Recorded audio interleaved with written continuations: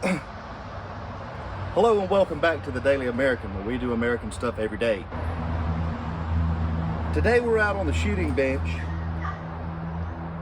What's he doing that for? Today we're out on the shooting bench to test a barrel de-resonator.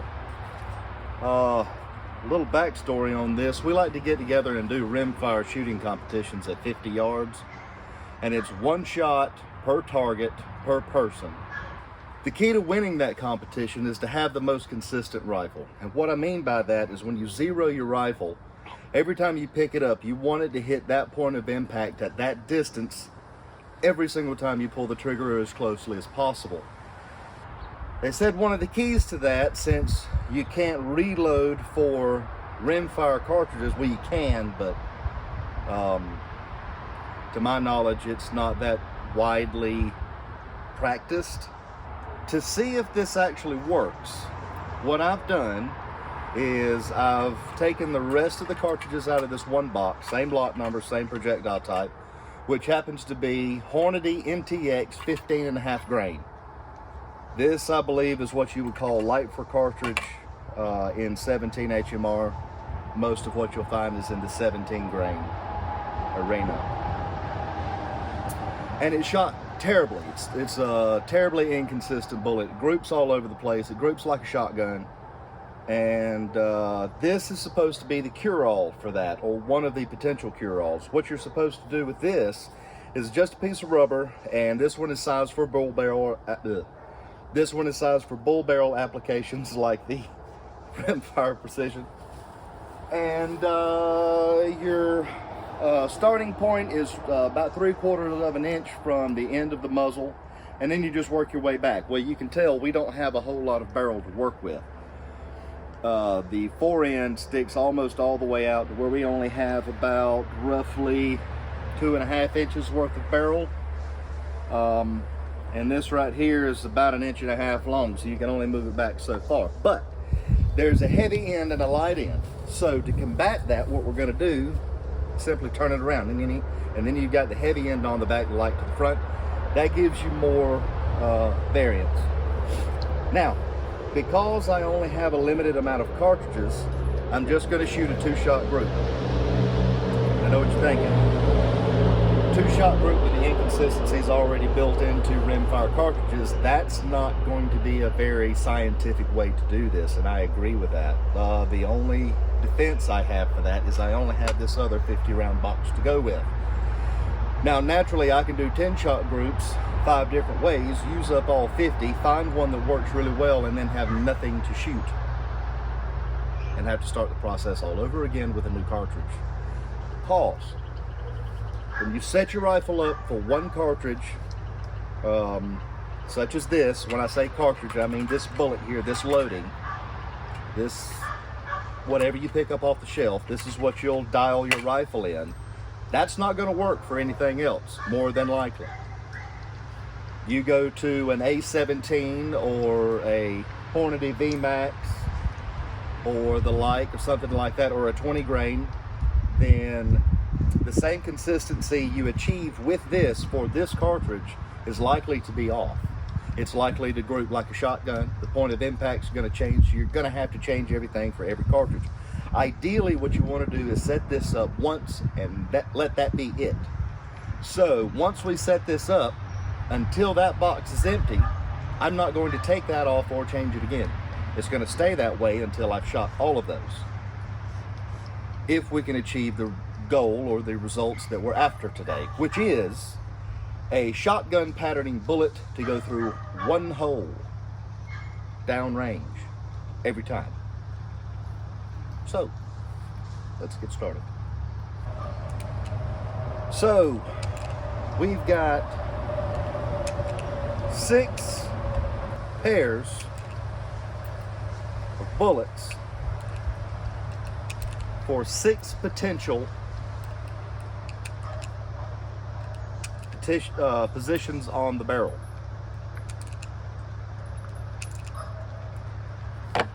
The way I figure it,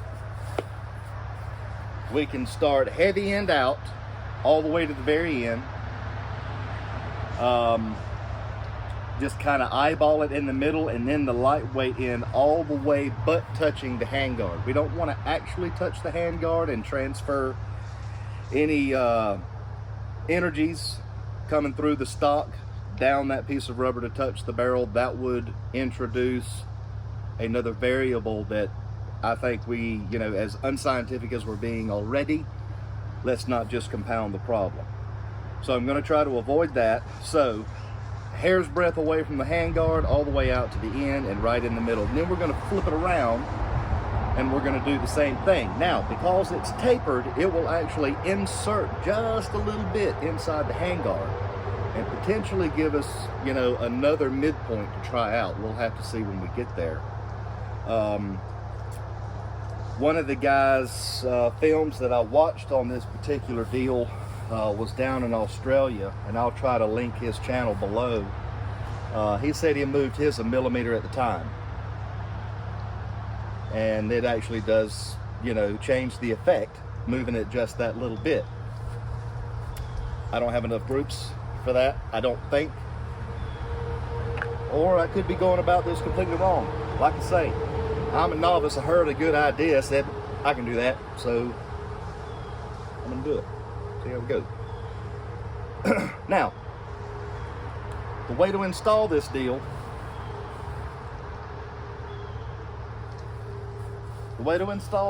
is you take your gun oil. This is, I know it says CLP on it, but it's actually Ballistol or Ballistol or however you want to pronounce it.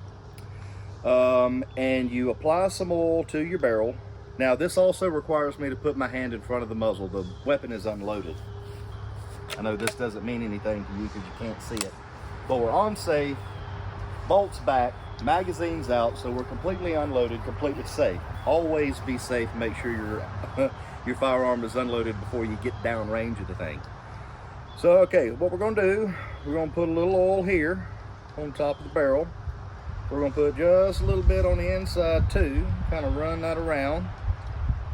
Try not to get it on your hands, because depending upon your spouse, Ballistol has a very unique odor that can be offensive. Look at that. Look how pretty that is.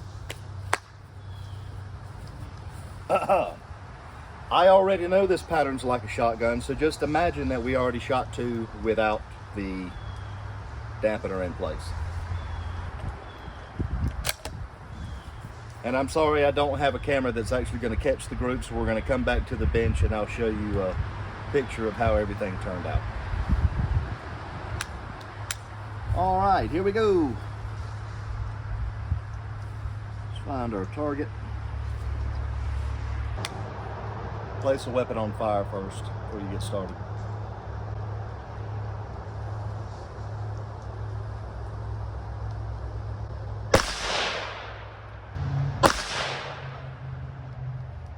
Okay. It's hard to imagine anything being further off at 50 meters. And I'm not talking about the point of impact. I know the weapon needs to be zeroed to this cartridge. I'm talking about when you have an impact at 11 o'clock and then you have another one at 9:30. At 50 meters, it just shouldn't be there. Not that far.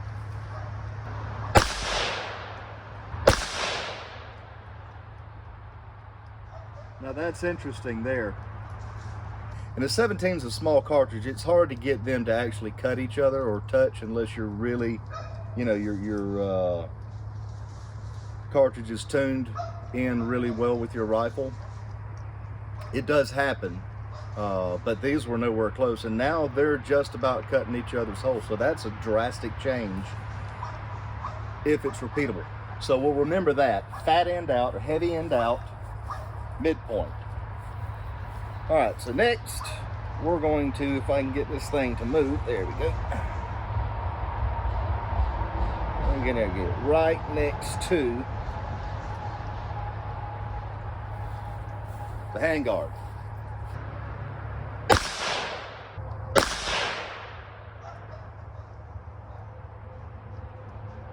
Now we add a 9 o'clock and 11 o'clock. Now they say once you've gotten this thing in position and it stays there for a while, that it will, I guess, disperse the oil and become firmly in place, and you don't have to worry about it wandering around. I sure hope so. Because once you go through all this trouble, the last thing you want is for it to be dancing around all over the place constantly, like, oh, well, where do I actually want this? We got chickens in the yard. I don't own chickens.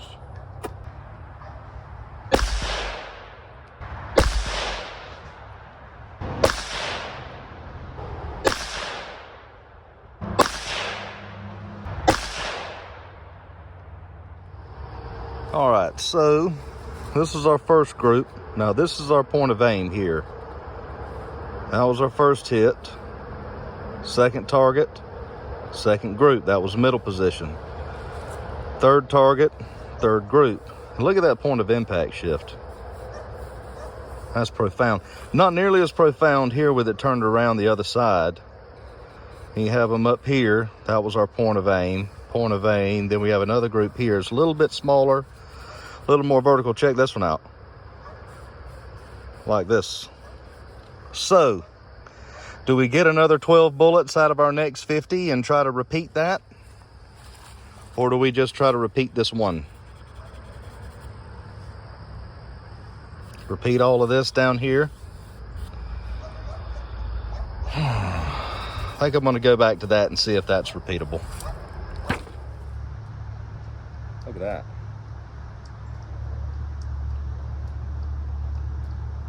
All right, there we go. The idea with all of this testing, any type of testing and training, you want to build confidence in your equipment. If you're not absolutely sure that it's going to do what you're asking it to do every time you pull the trigger, then you're going to be nervous, you're going to try too hard, and you're basically going to take the fun out of it. And this is all about, you know, it's all supposed to be fun to begin with. Otherwise, why do it? All right, so here we go. It's going to be a verification. Now, I'm going to shoot 2 rounds, and if they don't look like they're going to pattern, then we're just going to conserve the other bullets for further testing.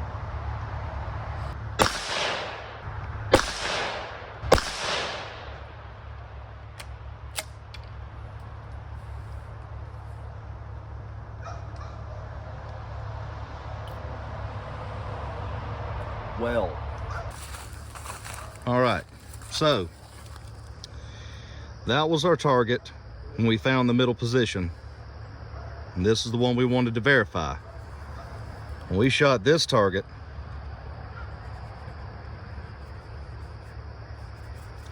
that's pretty close.